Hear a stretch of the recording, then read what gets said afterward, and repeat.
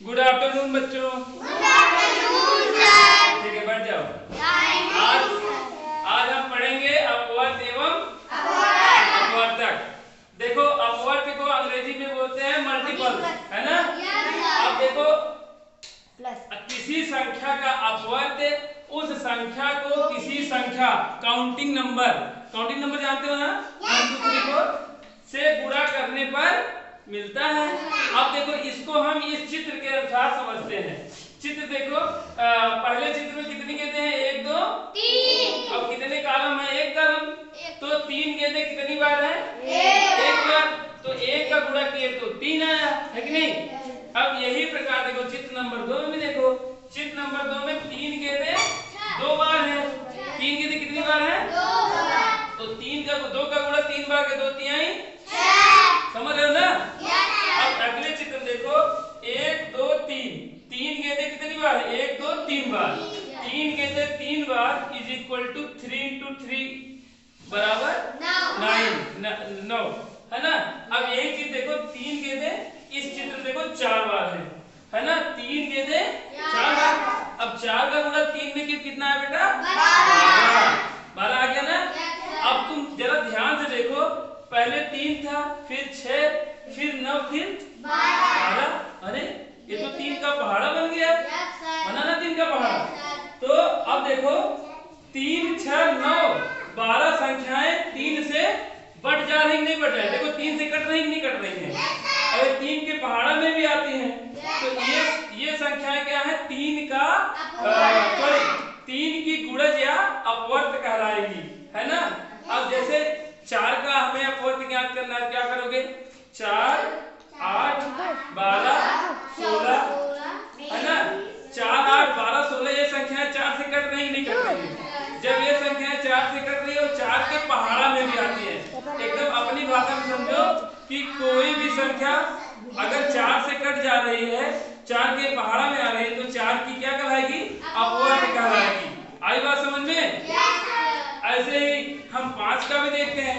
5 फिर 10 फिर 15 फिर 20 फिर 25 फिर 30। तो ये संख्या क्या है? 5 की अपवर्त कहलाएगी। जैसे तुम लोग देखो, इस प्रकार हमने देखा हमने क्या देखा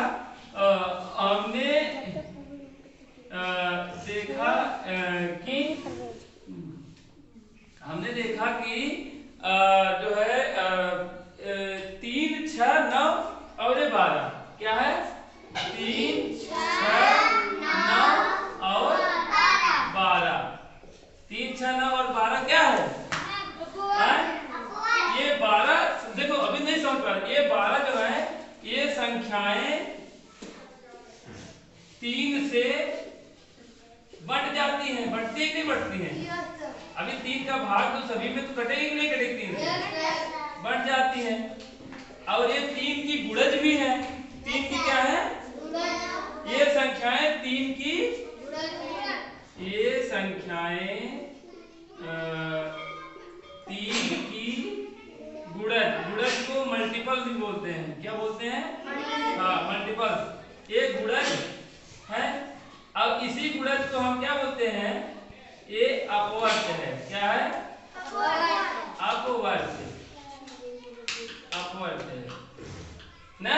अब समझिए कि अगर किसी संख्या का अपवर्त निकालना है तो 3, अगर 3 का निकालना है, 3 का पहाड़ा अगर कह रहा है कि 3 के प्रथम 5 अपवर्त लिखिए, तो प्रथम का मतलब क्या है?